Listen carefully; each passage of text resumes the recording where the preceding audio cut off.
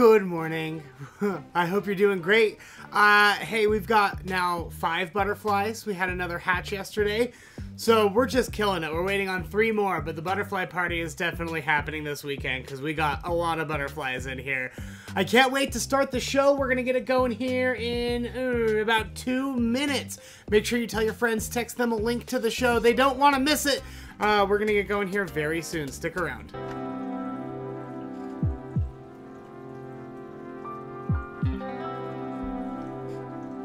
Good morning, Katie. I decided to keep the audio up, the microphone up, since it was having so many issues. So I can just talk to you while you guys look at the fish. Maybe I am the fish. Maybe this is the fish telepathically communicating to you.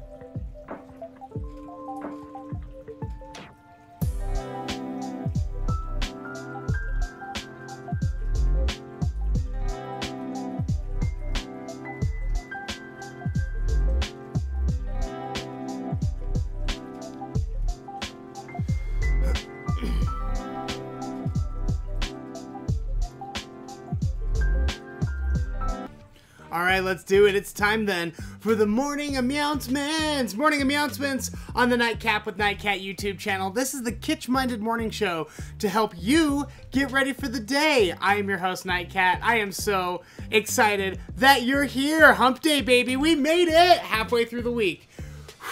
Home stretch. It's almost time for a weekend again, and boy, do I feel like we've earned it this week. What a week it's been.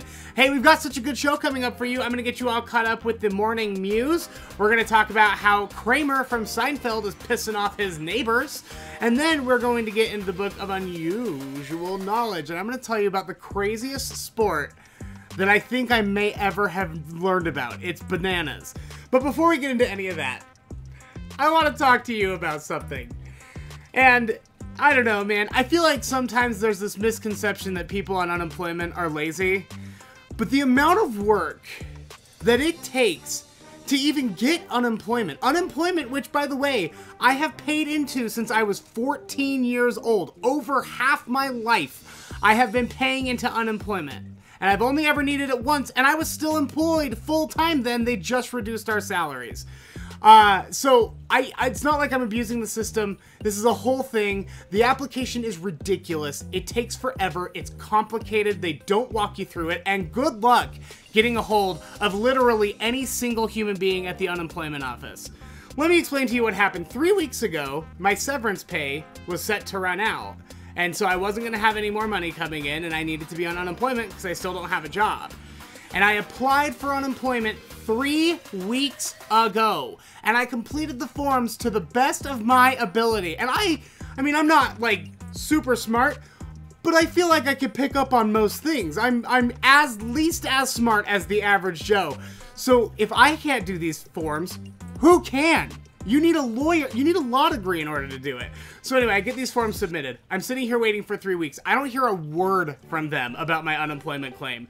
Then yesterday I get a call from someone over at the unemployment office, and the voicemail, while I was in the shower, says, please give me a call back as soon as possible, but no later than 2:50 p.m. After that, I will go ahead and make a decision on the claims with the best available information. Do you know what time they called me yesterday? I had 3 minutes They called me at 2:47 to give them a return call at 2:50. They gave me 3 minutes while I was in the shower to call them, and now I don't know if I got approved or not. So I just have to sit and wait for my letter and then maybe try to appeal that, because they had 3 weeks to get a hold of me, and they gave me 3 minutes to get back to them. Oh my God. I don't know what I gotta do. I don't know what I gotta do at this point. Honestly, why is it so hard to dip into the services that I have paid for since I was a literal child? Absolutely ridiculous. So anyway, I'm gonna have to have some words with the unemployment office today. And if you end up hearing about an unemployment office burning down, I had nothing to do with it. How does that grab you? All right, I think it's time then for us to get into the Morning Mews. The Morning Mews is the part of the show where I catch you up on some pop culture headlines so you don't feel behind at work or school, so you have stuff to talk about at the water cooler. And I want to get started in England, who is facing a horrible shortage right now. We all remember last year how all of the grocery stores were done, and then because nobody could work because of the virus, the supply chain broke down, and then there was just nothing in stock all summer. It was bonkers. Well, England is still having some issues. Now, they've been COVID locked down pretty much since the beginning. They've been COVID locked down for a year. It's bananas over there. And what they're finding is that people are having a lot more time at home to garden. And now all of the English garden stores are running low on gnomes. That's right. Garden gnomes, baby. They are hurting. I feel like, what a British problem to have. Ooh, our shop is short on gnomes this season. So part of it is the COVID thing. Everyone is buying up all of the supply. There's just not as much supply as there was before because, you know, no one's making gnomes right now. And there's a huge materials shortage because of the block up at the Suez Canal. So they were already hurting on gnome sales. And then that ship got blocked in the Suez Canal and blocked like a ton of raw materials from moving back and forth. So gnomes that are made out of plastic or stone or ceramic or anything, you simply cannot find them at English garden stores right now. And that's all very dramatic and I love it. But this was the best part of the story. The guy who is getting interviewed, he's this like garden center guy. He says, most garden stores haven't noticed, though they will. We're facing a perfect storm because of lockdown. Oh man, honestly, at this point, if that's what gets the British people riled up, we have got to just check in on them. I don't think that they're doing okay. Moving on to Seinfeld star Michael Richards. Michael Richards played Kramer, so I'm just going to call him Kramer for the rest of the story. He is being sued by one of his neighbors right now for being like a terrorist. He, one day, just decided that he and his wife were gonna walk on over to his next door neighbor's house. Now, his next door neighbor has these 30-year-old giant Brazilian pepper trees that they planted there so that you get shade and privacy from the other house. Well, it was obstructing Michael Richards' view of the ocean, so he walked firmly onto her property. It wasn't even like the tree was hanging over onto his property, so he chopped it. He walked firmly onto her property and tore down all of her giant 30-year-old trees. Now, I guess the extra hard part about this is that you can't get this type of tree in a big box, so you can't just replace it with another huge 30-year-old tree. She's gonna have to spend $65,000 on the most mature trees that she can and plant them and then wait for 20 years for them to grow. All because Kramer just had to see the ocean from his window. He couldn't be bothered to walk the, 30 feet it probably is from his back door to the ocean? He had to literally chop down everyone's trees. So, she is suing him. Now, here's the thing. I actually think that she's completely in the right here, simply based on the amount of money that she asked for. Because he's got Seinfeld money. Seinfeld money. Like, obscene. She could ask for $1 bajillion if she wanted to. She's asking for $65,000 to replace the trees, because that's how much the trees are going to cost. And then she's asking for $200,000 for lost property value. She's asking for $250,000. That's it. And honestly, if he had come onto my property and destroyed a bunch of it, I would have taken him to the cleaners. So he better be thrilled that he's only getting charged $250,000, and he better pay it, man. That's infuriating. You don't mess with other people's trees, man. Also, you cut down trees so you could see the water better. You're gonna destroy nature so you could look at more nature. Dumb, Kramer, bad. And finally, the Fire Festival organizers are coming to an agreement on what to pay for the class action lawsuit. So Fire Festival, if you don't remember, was this festival that was supposed to be held down in the Bahamas, and it was a disaster. There are 2 documentaries on it on Netflix and Hulu, both of them equally fantastic, would recommend. But this festival was such a disaster that all of the rich kids who paid to go there got together and they sued them, and they're like, we didn't get what you told us we were gonna get. So it looks like they're going to have to refund 277 ticket holders $7,000 a piece. And that works out to about $1.6 million just on the payout. And then I think with everything, because there are a bunch of other stuff that they have to settle, it's like $2 million.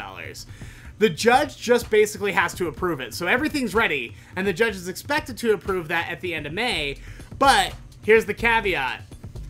The Fire Festival organizers are also currently going through bankruptcy proceedings on the event, so that amount that they actually pay out may be considerably lower, depending on how the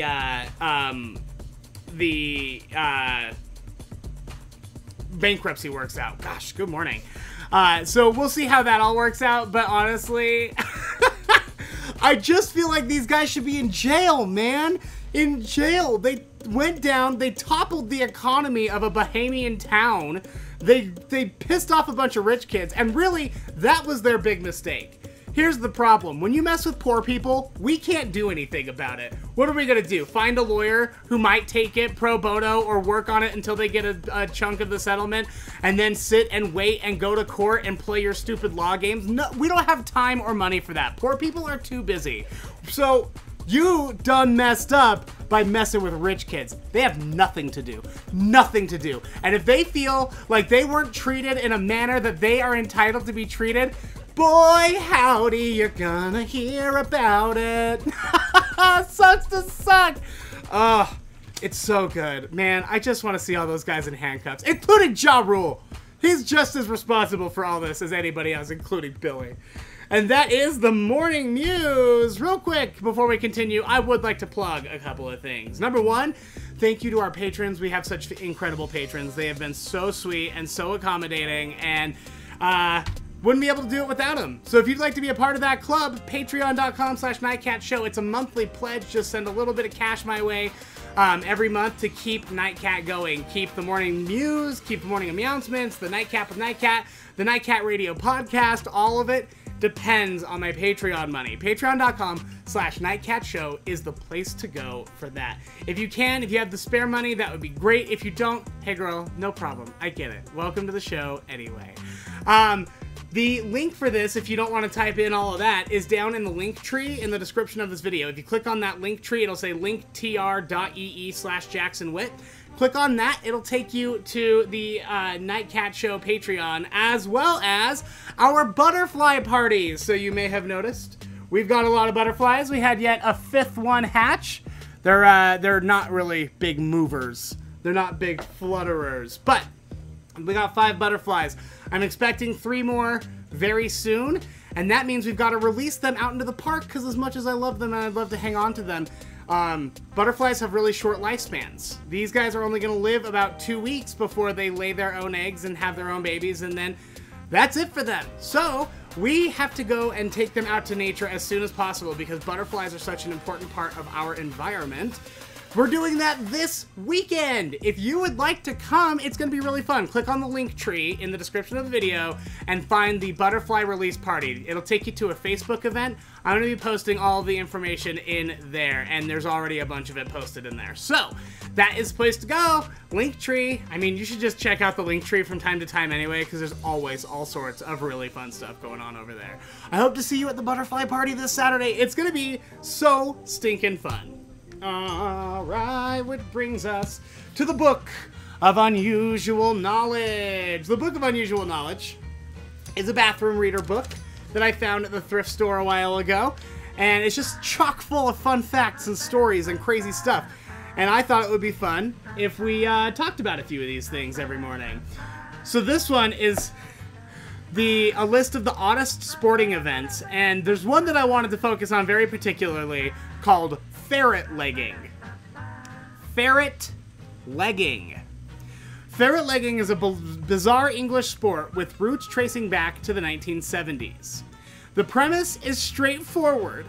Two ferrets are dropped into a competitor's trousers after the bottoms have been tied off. So they get you in your pants, they take a string or a rope or something, they tie it to your ankle so that there's no way the ferrets can get out the bottom of your pants. Then they put a ferret on each leg and they cinch your belt so the ferret can't get up out of the top. Now, here's the thing. This forces the wily critters to feverishly climb the competitor's legs in search of an exit. As the ferrets become panicked, they begin to bite, a behavior that the elongated critters indulge in with alarming ferocity. Now here's the thing. Participants must also compete sans underwear. So you've got two cranky ferrets down your pants, biting with your bare junk just right there, ready to get chomped. England, what are you doing? This is why you lost America. You were busy putting ferrets down your pants. You didn't have time to fight your war, you stupids. The winner is the player who ends up keeping them down the longest, which is actually the sports jargon that they use. For many years, the ferret legging record stood at just under 1 minute, but the current record is more than 5 hours. 5 hours with ferrets biting at your junk. Bonkers, man. Absolutely bonkers. I don't know what's going on in England. I think they need help. I think we need to send them some flowers or some chocolate, or we could dump a bunch of their tea in the ocean again. I think maybe they liked that. I don't remember. That is the Book of Unusual Knowledge. All right. I want to talk real quick. If you've not listened to the Nightcat Radio podcast, you are so missing out. The Nightcat Radio podcast is awesome because it's audio versions of all of these shows. The Morning Mews, Nightcap with Nightcat. We also do our Friday episode. Oh, there it is. Curiosity Killed Nightcat, which focuses on true crime and paranormal stories. Those drop every Friday on the podcast. But yesterday, I dropped something really cool as well. I'm sitting on just thousands, hundreds, if not thousands of hours of raw audio, old bits, stuff that I did for the radio, stuff that I did for school, and I dig through it sometimes and I listen to some old cool stuff, and I thought, man, it would be fun to share some of this stuff with you on the Nightcat Radio podcast. So I took an old interview that we did on the radio, God, was it 3 years ago? It might be 4 years ago now. But I took that podcast, or I took that interview and I chopped it up a little bit. I kind of cleaned it up, moved it around, and I'm presenting it as a special called From the Vault. And this From the Vault is actually focused on the interview that we did with the morgue operations manager over at the Utah State Medical Examiner's office. And he'll tell you all about what it's like to work day to day inside the morgue. It is one of the most fascinating stories I've ever heard. He is a really interesting dude. His name is Brandon. I'm actually still buddies with him. He's great. But you should check it out. It's a really good interview. If you've ever been curious about what a medical examiner does, what the morgue at the medical examiner's office is like, how autopsies are performed, anything like that, it's really good. Check out From the Vault. It's on the Nightcat Radio podcast. And of course, you can find the Nightcat Radio podcast on the link tree down in the description of this video. Are you getting so sick of me saying that yet? I am. All right, let's check in on the chat. Let's see how everybody's doing.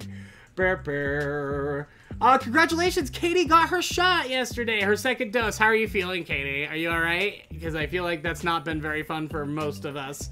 Good morning, Katie. Good morning, Ammon. Good morning, Jessica. Happy hump day to you. Marissa, Sadie, Doggone T, Prince Zizor, Erica, good morning. Oh, no, I didn't change the title. Dang it. Zizor, it's not the 20th again. I'm sorry. I labeled this as the 20th. This is 21st. Might be. Yeah, doggone T. It's ridiculous. So she's saying that her daughter, it took 19 weeks for her to get her unemployment. So I have that to look forward to. Because, you know, unemployed people who aren't making any money have 19 weeks of money to sit and wait around for your decision. These people, it's disgusting. I hate the way that we run our labor around here. It's so bad. None of it is to protect the workers. None of it's to help the workers. It is a joke. Good morning, Nathan. Marissa.